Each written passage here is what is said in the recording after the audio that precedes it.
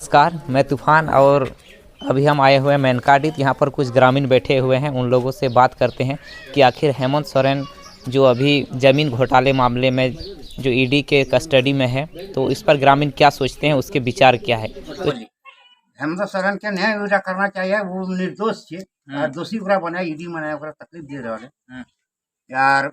मान लिया ओकर संगे संगे केते जनता के तकलीफ दे रहा है। तो ओकरा में भ्रष्टाचार कर ले तब ना ओकरा उठा ले। भ्रष्टाचार वो नहीं कर ले, ओकर कोई दोष नहीं।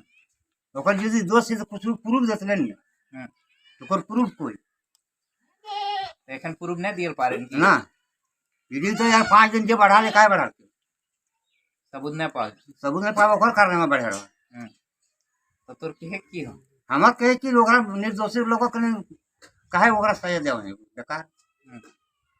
तो हेमंत सरकार बेस काम कर रहली नहीं कर रहली। हेमंत सरकार जे कमा कर सेटा कोई सरकार ने कर ले। तोरा कुछ फायदा मिला ओकरा से? हाँ, बहुत फायदा। की फायदा मिलता? हमी के फायदा के सड़क दिल के घर दे है यार केते केते तोरा कुछ तोरा तोरे स्पेशल तोर कुछ हमर वृद्धा पेंशन या हां हमर वृद्धा पेंशन भेले हमर सब चीज हम के ने फेरा कर कोई चीज को हम कर तोनी मने तकलीफ होती ले ना। तकलीफ में ना जो अंदर गेले बहुत तकलीफ में बहुत तकलीफ हुई। तू रहना यार तो का मतलब? हां यार का मतलब यार फायदा भी नहीं। तोनी बड़ी तकलीफ है। हां तकलीफ है। तो ओकरा ईडी क्या होता है? ईडी जानते हैं क्या बीजेपी का तोता है। तो मने कैसे आप बोल रहे हैं बीजेपी के सामने आ जाइए। ईडी जो है एक्चुअली ईडी है नहीं, वो बीजेपी का तोता है। बीजेपी जो करने के लिए बोलेगा ईडी वही करेगा ईडी। तो हेमंत सोरेन जो है वो तो बोलता है कि ज़मीन का घोटाला किया है इसीलिए अंदर किया। था ज़मीन का अगर कोई घोटाला करेगा तो उसको तो अंदर ले जाएगा ना। ज़मीन का घोटाला में यदि है तो वो अपना फंसेगा, लेकिन हेमंत सोरेन डायरेक्ट चैलेंज कर रहा है कि हमारे नाम पर अगर 8.5 बीघा ज़मीन का कोई कर्जा दिखा दीजिएगा तो हम राजनीति से इस्तीफा दे देंगे। इसका मतलब भी छोड़ के चला जाए, झारखंड छोड़ के चले जाएंगे। इस्तीफा ही नहीं बल्कि पूरी झारखंड को छोड़ देंगे। तो मैंने क्या कहने का क्या मतलब आपको? कहने का मतलब ये है कि बीजेपी जो है विपक्षी पार्टियों को टॉर्चर करके दबाना चाह रहा है, अपने गुलामी के तौर पर वो भारत को चलाना चाह रहा है।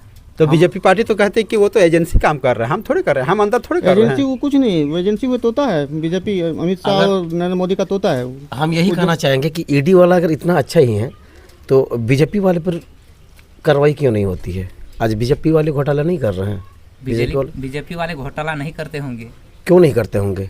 बीजेपी वाले घोटाला कर रहे हैं तो उस पर कार्रवाई क्यों नहीं होती है? सिर्फ और सिर्फ हेमंत सोरेन पर क्यों लगे हैं? एक आदिवासी पूरी झारखंड को, हमारे हिंदू मुस्लिम सिख ईसाई जितने भी आदिवासी भाई लोग हैं सबको जो है भाई बनाकर रखा गया है। सबको अब एक नज़र में देखा जा रहा है।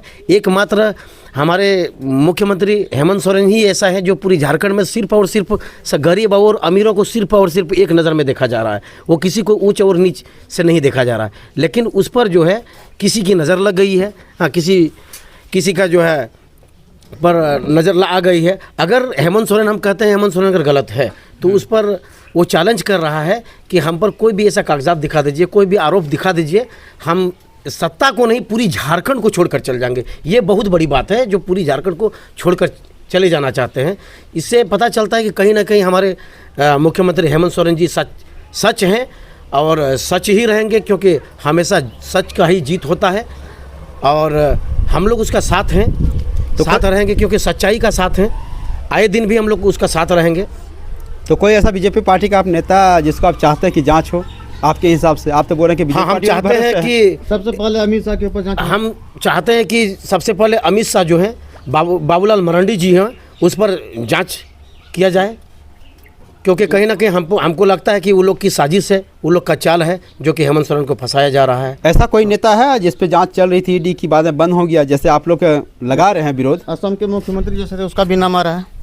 उस पर जब जांच का विषय गया तो बीजेपी का तोता खामोश हो गया। जब बीजेपी के मुख्यमंत्री पर जांच आया तो ये ईडी खामोश क्यों हो गई? हम लोग कहीं ना कहीं हम लोग को लगता है कि ये धोखा है। आज हमारे आदिवासी मुख्यमंत्री हेमंत सोरेन गरीबों का साथी है, इसलिए इस पर जो है जुल्म बरसाया जा रहा है। और इस तरह का मुख्यमंत्री हमको लगता है कि पूरी झारखंड में फिर नहीं होगा।